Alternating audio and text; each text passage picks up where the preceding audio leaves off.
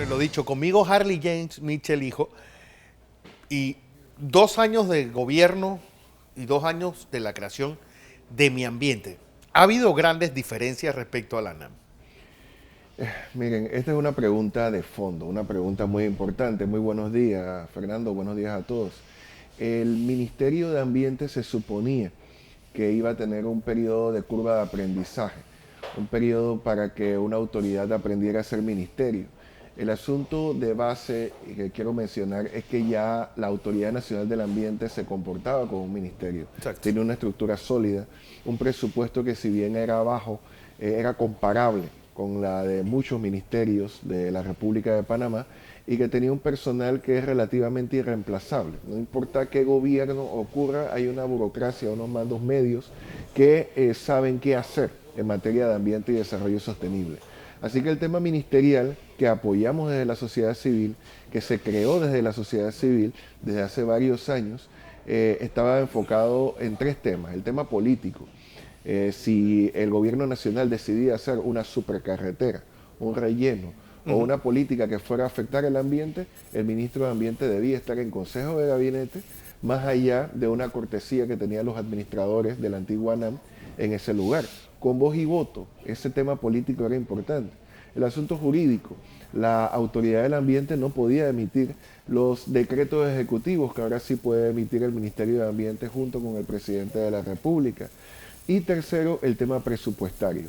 Lo que desde la sociedad civil le exigíamos a la Autoridad Nacional del Ambiente era imposible de cumplir sin un presupuesto ministerial. Pero yo creo que quedó claro, por ejemplo, este año, al tener un verano tan largo, lo de las tucas de Darién fue realmente espantoso. Es decir, no dejaron de salir tucas de madera desde el Darién y todo el mundo se tiraba la pelota unos a otros y nadie dio respuesta de eso. Tenemos también, bueno, el tema de la basura, ya haciendo crisis en casi todo el país, sin que mi ambiente tenga ni voz, ni voto, ni palabra que decir de todo esto. Sí, y esto es grave porque en realidad sí lo tiene. En materia de las tucas de Darién, en Darién hubo una crisis de sequía, una crisis de madera. El Ministerio de Ambiente inició una moratoria de madera, pero ante las quejas de los madereros del área y del país, se echó para atrás. Nunca he visto tantos recursos del Ministerio del Ambiente o de la Autoridad Nacional del Ambiente invertidos en ir a Darién, pero a medir la madera, de modo tal de que alguna de ellas fuera legal. Por tanto, esa política en Darién hasta el momento no ha dado réditos efectivos. Y en cuanto a la basura, no es solamente voz y voto. Hay un asiento, hay un puesto para el Ministerio de Ambiente en la Junta Directiva de la Autoridad de Aseo Urbano y Domiciliario. A mi juicio, la creación de esta autoridad fue un error. Un error porque a pesar de que la ley dice que tiene una presencia nacional, en realidad no la tiene.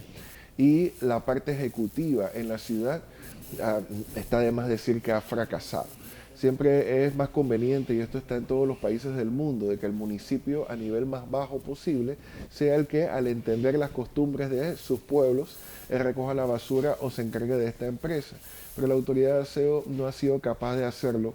Y política y socialmente siempre se culpa al administrador. No lo estoy defendiendo, pero es un error culpar al administrador cuando este en realidad sirva a una junta directiva. No, y además que llega generalmente siendo un político que ponen ahí sin ningún tipo de conocimiento de lo que está haciendo. No, y en este caso el director tiene algunos conocimientos, pero él en realidad sirve a una junta directiva dirigida por el Ministerio de Salud y a la que pertenece también el Ministerio del Ambiente.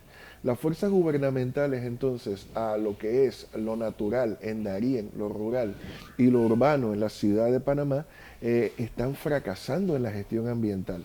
Esto es bastante impresionante y llamativo debido a que el cuerpo funcionarial del Ministerio de Ambiente es muy bueno y también existe mucha experiencia en materia de desarrollo sostenible en Panamá. Lo único que podemos decir que está fallando es el tema del enfoque en el desarrollo sostenible, del enfoque en que los recursos se utilicen de una manera eficiente y el cómo hacerlo. Bueno, es que no solamente vemos casos de mala acción, sino también de omisión. Y ya, por ejemplo, el viernes, un caso que tú estás llevando, el de los vecinos de Paitilla, hizo crisis, y eso pues focaliza muy bien la indefensión de todos los ciudadanos que vivimos en áreas donde se hacen estos rascacielos, donde los constructores no tienen ningún tipo de empatía con los vecinos, el ruido que hacen, dónde depositan todos sus desechos, la forma como transportan materiales, el corte de tráfico. Es decir, pareciese que el único que tiene derecho en esa situación es el constructor y el único que tiene que aguantar las consecuencias de esto somos los vecinos. Irónicamente, ciertos constructores, porque en algunas latitudes vemos como el Ministerio de Ambiente ataca ciertos emprendimientos, incluso con fallas al debido proceso, y en casos como el de Paitilla, son simbólicos porque acá simplemente no ha pasado nada. Ha existido una coordinación entre todas las autoridades públicas para mirar hacia otro lado, para no inspeccionar. Y cuando inspeccionan... Pero incluso con fallos de la Corte Suprema de Justicia. No, fallos de la Corte Suprema de Justicia que son tendientes. Todavía en el caso de los edificios de Paitilla que estamos tratando, no se ha dado estos fallos. Sin embargo, hay otros que sí, donde las tolerancias de altura se han negado, donde se han prohibido las construcciones. Pero este caso es peor porque estamos hablando en la calle de Leodoro Patiño de despojo del litoral. Las playas no son privadas, las playas son públicas. Incluso lo que es la ribera de mar también está protegido por la Constitución política. Y todavía tenemos organismos, aquí ya no como el Ministerio de Ambiente, sino como la ANATI, que cuando se les señala claramente de que estas construcciones se están dando en la ribera de mar, ellos dicen que como son fincas privadas no tienen injerencia en esto. Cuando el primer artículo de la ley 59 de 2010, que es la ley que crea la ANATI, dice que ellos pueden intervenir cuando una propiedad privada está haciendo precisamente esto. Así que estamos hablando no solamente de omisiones a la ley, sino de acciones en contra del patrimonio del país. Esto ya ha trascendido de ser un tema del barrio de Paitilla a ser un tema de despojo nacional.